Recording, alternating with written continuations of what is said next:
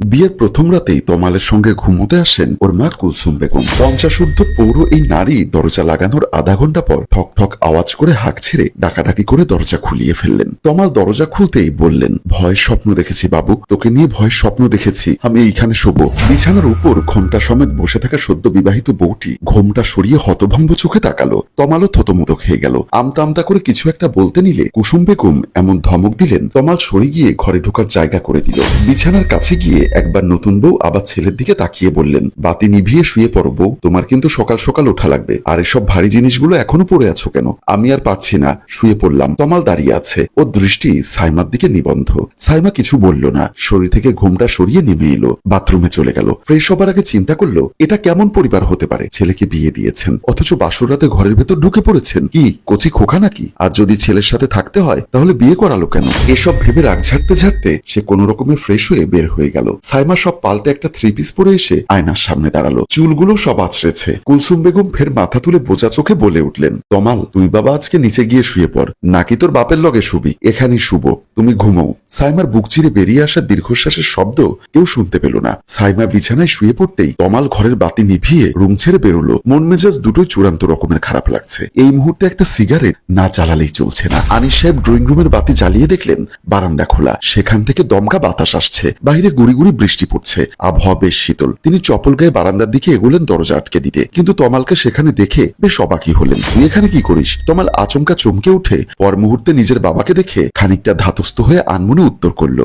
এমনি। তুমি কি জন্যে? কিছু লাগবে? তোর মা ঘুমিয়ে পড়েছে? হ্যাঁ, তোর মা এরকম ছিল না রে বাবু। যত দিন যাচ্ছে ও কেমন পাগলাটে হয়ে যাচ্ছে। ওকে নিয়ে কি করা যায় আমি নিজে অনেক ভেবেছি। তমাল কোনো উত্তর করলো না। হাতের ভেতর জ্বলন্ত সিগারেট লুকিয়ে রেখেছিল বাবাকে দেখে সেটা গ্রিল দিয়ে বাইরে ছুড়ে ফেললো। আনিস সাহেব দীর্ঘশ্বাস ফেললেন, আমি ওকে বোঝাবো, এখন তোর বিয়ে হয়েছে, তোর জীবনেও প্রাইভেসি দরকার। মাকে একটা ভালো সাইকিয়াট্রিস্ট দেখালে হয় না বাবা? ও কি ভাববে? আমরা ওকে পাগল ভাবছি। তমাল দীর্ঘশ্বাস গোপন করে। সাইমা খুব অস্বস্তি বোধ করছে। আমি ওকে কি জবাব দিব? বৌমার সঙ্গে আমি কথা বলবো, তুই এসব নিয়ে চিন্তা করিস না। এখন এভাবে দাঁড়িয়ে না থেকে এসে শুয়ে পড়, আমার ঘরে আয়। তমাল কথা বাড়ালো না, চুপচাপ আনিস সাহেবের পেছন পেছন তার ঘরে গিয়ে উপস্থিত হলো। এদিকে অনেক রাত হলেও সাইমা জেগে রইল। এপাশ ওপাশ করেও কিছুতেই ঘুম আনতে পারলো না দু চোখে। পাশেই তার শাশুড়ি ভোস ভোস নাক ডেকে ঘুমোচ্ছে। বাহিরে বৃষ্টির তাণ্ডব মাঝরাত থেকে বড় বড় ফোঁটায় নামতে শুরু করেছে। পৃথিবী পুরোপুরি শীতল, আরামদায়ক। এমন আরামে কাতামুড়ি দিয়ে শান্তির ঘুম ঘুমানো যায়, কিন্তু সাইমার মনে হচ্ছে এই মুহূর্তে সে পৃথিবীর সবচেয়ে অশান্তিজনক জায়গায় রয়েছে। সাইমার তমাল প্রেম করে বিয়ে করেছে। তোমার যখন তার মাকে সবকিছু বলল তখন তার ইচ্ছায় শাশুড়ির সঙ্গে দেখা হয়েছিল। দুই একটা কথা হয়েছিল সাইমার। তখন ওনাকে কেমন একটা লেগেছিল, যেন সাইমাকে ঠিক পছন্দ করতে পারছেন না। সাইমার বড় আপু বললেন, সব শাশুড়িরাই একটু এমন হয়, সব মেয়েকে অনেক কিছু মানিয়ে গুছিয়ে শ্বশুরের ঘর করতে হয়। সাইমা তাই খুব একটা পাত্তা দিল না। বিয়েটা হয়ে গেল, কিন্তু আজ তার এমন আচরণে সাইমার ভেতরটা ফেটে যাচ্ছে। মাথার ভেতর একটি প্রশ্ন বারবার ঘুরে ফিরে আসছে, সে কোনো ভুল সিদ্ধান্ত নিল না তো? শেষ রাতের দিকে চোখটা লেগে এসেছিল। 6টা না বাজতেই শাশুড়ির ডাকাডাকিতে লাল চোখে উঠে বসলো সে। কুলসুম বেগম ইতিমধ্যে উঠে নামাজ পড়ে ফেলেছে। সাইমার দিকে তাকিয়ে বললেন, তুমি কি নামাজ কালাম পড়ো না? সাইমা থতমত খেলো, জি আজ রাতে ঘুম হয়নি, তাই সকালে হয়েছে।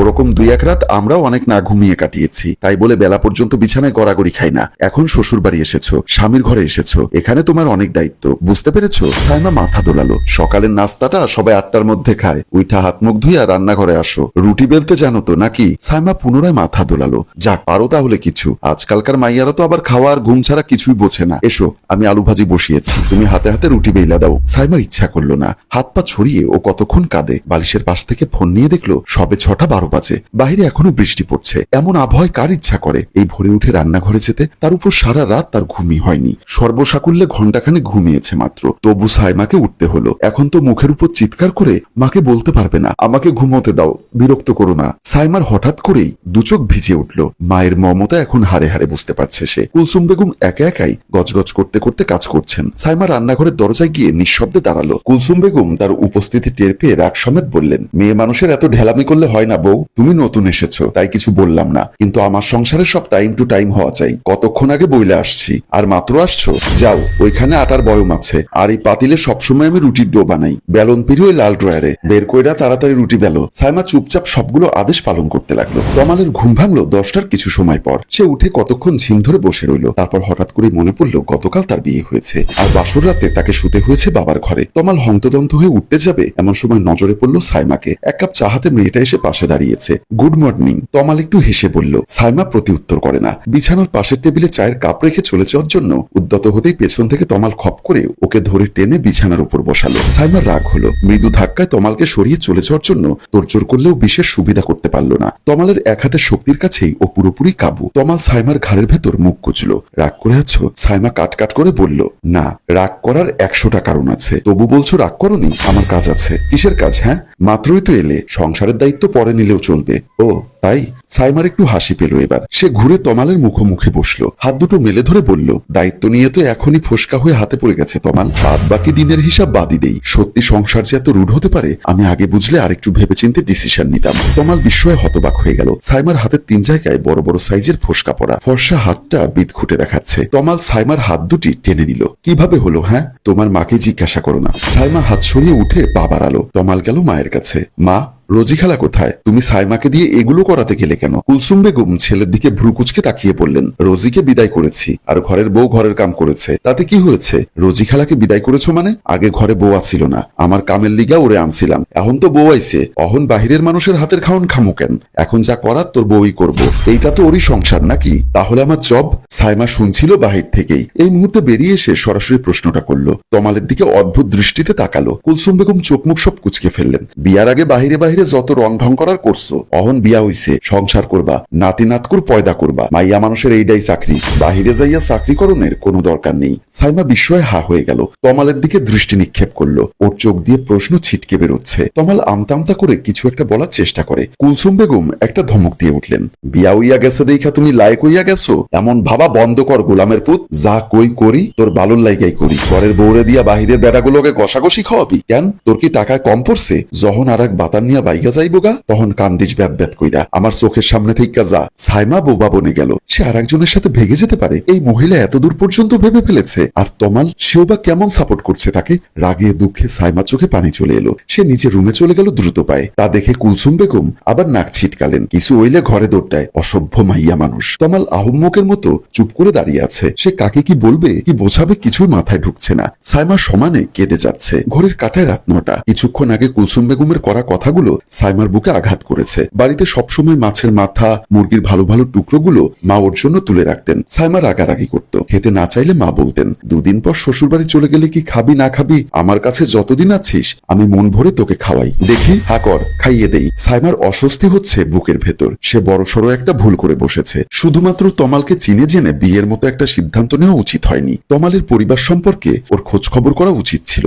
সাইমা হাত দিয়ে ডলে ডলে চোখগুলো মুছে নিল। এর আগে এতটা ভেঙেও কোনোদিন পড়েনি। বরাবরই শক্ত ধরনের মেয়েও। আজ যে কি হলো, মনটা নরম হয়ে গেল। সাইমা বাড়িতে ফোন করে আবার কেটে দিল। গলা ভেঙে গেছে। মা নির্ঘাত বুঝে যাবে, হাজারটা প্রশ্ন করবে, চিন্তায় চিন্তায় প্রেসার বাড়াবে। থাক, দরকার নেই। সিদ্ধান্তটা যখন ওরই ছিল, এর শেষটাও ওই দেখবে। হাতের মোবাইল রেখে সে আস্তে আস্তে শুতে গেল। তমাল ঘরে ঢুকেছে, হাতে খাবারের প্লেট। সাইমা খাওয়া ছেড়ে উঠে এসেছিল। তমাল সাইমাকে দেখে একটু আপসেট হলো। মেয়েটা হঠাৎ করেই অথৈ সুমুতে পড়েছে। একদিকে মা, একদিকে সাইমা। তমাল কিভাবে দুদিক সামলাবে বুঝে উঠতে পারছে না। এভাবে ভাত ফেলে চলে আসাটা ঠিক হয়নি। মা খুব রেগে গেছেন। সাইমা ফোঁস করে উঠল। তোমার মা রেগে গেছেন সেটা তোমার গায়ে লাগছে, আর আমার ফ্যামিলি তুলে যে অকথ্য কথাগুলো তিনি বললেন সেগুলো কি শোনোনি নাকি কানে তালা লাগানো ছিল? তমাল সাইমার মুখোমুখি বসলো। সাইমা, তোমায় কিছু কথা বলি, একটু বোঝার চেষ্টা করো। মা তোমাকে পছন্দ করেন না বিষয়টা এমন না। উনি আসলে ওনার সংসারটা ওনার নিয়মে চালাতে চান, আর ওনার বয়স হয়েছে। এই বয়সে এসে সবাই এমন খিটখিটে হয়ে যায়। আমি একবার ওনার সঙ্গে রিয়াক্ট করে কথা বলেছিলাম। এরপর 3 দিন উনি ভাত পানি কিচ্ছু মুখে দেননি। হসপিটাল অব্দি নিতে হয়েছিল।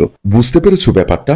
আমি, বাবা, আমরা সবাই মানিয়ে নিচ্ছি। তুমিও একটু মানিয়ে নিতে চেষ্টা করো প্লিজ। ওনারা আর বাঁচবেনি বা কদিন। তুমি একটু শান্ত থাকো, আই রিকোয়েস্ট। নাও এবার খাবারটা খেয়ে নাও। সাইমা দীর্ঘশ্বাস ফেললো। তমালোর হাত জোড়া চেপে ধরে বলল, সব ঠিক হয়ে যাবে, বিশ্বাস রাখো। ঘড়িতে রাত 12টা। সবকিছু গুছিয়ে সবেমাত্র শুয়েছে দুজনে। তমাল খুব এক্সাইটেড। বিয়ের দ্বিতীয় রাত হলেও আজ হয়তো সাইমাকে কাছে পাওয়া হবে। সারা দিন অনেক ঝড় ঝঞ্ঝাট গেলেও এই মুহূর্তে সাইমার মেজাজ ভালো আছে। স্বামী সোহাগের কথা ভেবে মনে মনে সেও আপ্লুত বোধ করছে। তমালের বুকে মাথা রেখে শুয়ে শুয়ে তমালের অনেক বকবকানি শুনছে সাইমা। ঠিক এমন সময় দরজায় টোকা পড়ল। বাবু, দরজাটা খোল দেখি। কি খালি আটকে রাখিস? এই বাবু। সাইমা করুণ চোখে তমালের দিকে তাকালো। তমাল নিচেও হতবিহ্বল। আজ আবার কোন নাটক হতে চলেছে কে জানে। সম্মানিত ভিউয়ার্স, তাদের এই সমস্যার সমাধান কি হতে পারে সেই বিষয়ে আপনাদের গুরুত্বপূর্ণ মতামত কমেন্ট বক্সে জানাতে ভুলবেন না। গল্পটির ভাবনা ও পরিচালনায় অভিক, ক্যামেরায় শিহাব ও শাকিল এবং প্রযোজনায় মঞ্জুর মোর্শেদ। ধন্যবাদ।